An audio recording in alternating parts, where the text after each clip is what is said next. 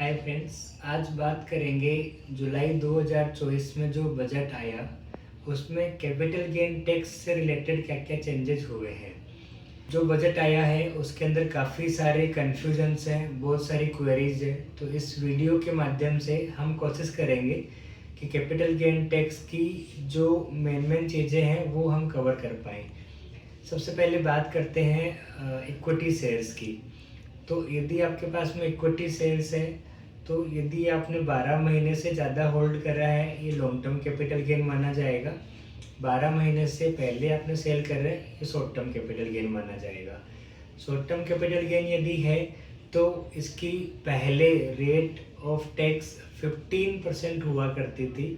Budget के बाद में इस रेट को बढ़ा के 15% से बढ़ा के इसको 20% यानी कि 20% कर दिया गया है।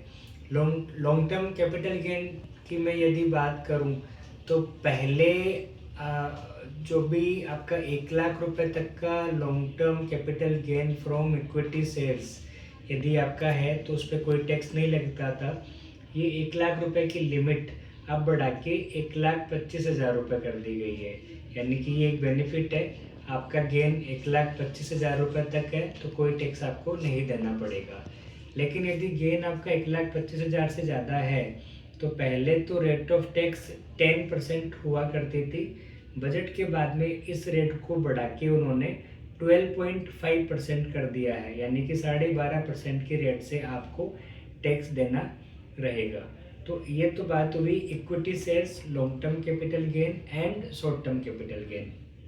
अब अपन बात करते हैं म्यूचुअल फंड पे क्या ट्रीटमेंट रहेगा। म्यूचुअल फंड यदि इक्विटी ओरिएंटेड म्यूचुअल फंड है तो सेम रूल लगेंगे जो अभी मैंने बताए हैं। ब्रीफ में मैं वापस बोल देता हूँ। यदि long term capital gain from mutual fund which are equity oriented mutual fund तो 1,25,000 तक के गेन पे कोई टैक्स नहीं रहेगा। 1,25,000 से ज़्यादा के गेन पे 12.5% की रेट से आपको टैक्स देना पड़ेगा। और यदि शॉर्ट टर्म कैपिटल गेन है इक्विटी ओरिएंटेड म्यूचुअल फंड तो उन पे रेट ऑफ टैक्स अब आपकी 20% से आपको टैक्स देना रहेगा। यदि आपका डेट ओरिएंटेड म्यूचुअल फंड है तो उस केस में चाहे वो शॉर्ट टर्म कैपिटल गेन हो चाहे वो लॉन्ग टर्म कैपिटल गेन हो, कुछ भी फर्क नहीं पड़ेगा। आपकी जो भी एप्लीकेबल स्लैब रेट है उसके अकॉर्डिंग उस पर टैक्स लगेगा। ये अपन ने बात की इक्विटी शेयर्स और म्यूचुअल फंड की। अब बात करते हैं लैंड एंड बिल्डिंग। सबसे ज़्यादा हॉट टॉपिक आपने खूब सोशल मीडिया पे भी देखा होगा। लैंड एंड बिल्डिंग पे काफ़ी चर्चा का विषय रहा है। क्या प्रोविजंस पहले थे और क्या अब है, आइए अपन इसके बारे में चर्चा करते हैं। पहले यदि आपने land and building for example आपका घर आपने सेल किया है तो पहले आपको 20% टैक्स देना रहता था, लेकिन इंडेक्सेशन बेनिफिट के बाद में आपको 20% का टैक्स कैलकुलेट करना होता था। मैं एक आपको एग्जांपल से समझाऊं। मान लीजिए आपने कोई प्रॉपर्टी 10 लाख रुपए की परचेज करी 2001 में। आज वो प्रॉपर्टी इंडेक्सेशन बेनिफिट लगा के आपकी वैल्यू आ रही है, जो आपने 10 लाख में परचेज करी थी अब उसकी वैल्यू आ रही है लेट से 50 लाख रुपए। और अब वो आप प्रॉपर्टी यदि 60 लाख रुपए में सेल कर रहे हो तो आपका गेन का अमाउंट 60 लाख माइनस 50 लाख, यानी कि 10 लाख रुपए गेन का अमाउंट होगा। और 10 लाख रुपए पे आपको 20% के हिसाब से 2 लाख रुपए का आपको टैक्स देना रहता था। ये पहले पुराने प्रोविजन में था। अब इन्होंने 23 जुलाई 2024 के बाद में, यानी कि बजट के बाद में, इन्होंने बोला कि आपको इंडेक्सेशन का बेनिफिट आपको नहीं मिलेगा।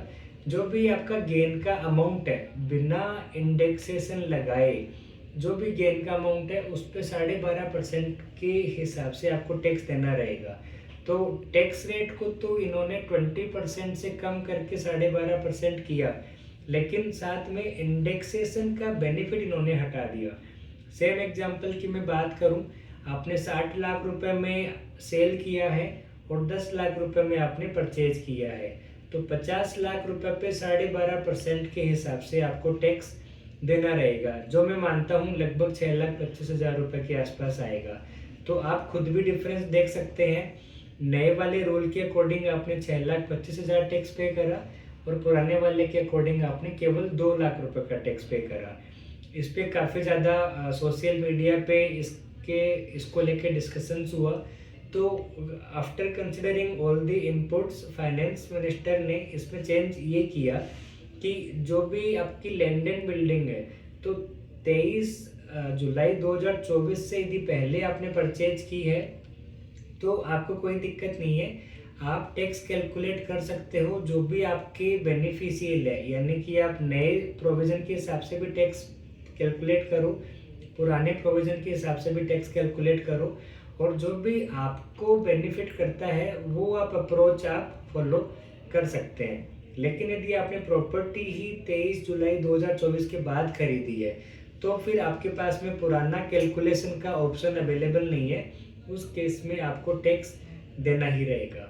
तो ये हमने डिस्कस करा capital gain tax applicable on equity shares, mutual fund और लैंड एंड बिल्डिंग। इसके अलावा आपकी कैपिटल गेन टैक्स से संबंधित या और कोई भी टैक्स से संबंधित आपकी क्वेरी है तो आप हमें कमेंट सेक्शन में पूछ सकते हैं। Thank you.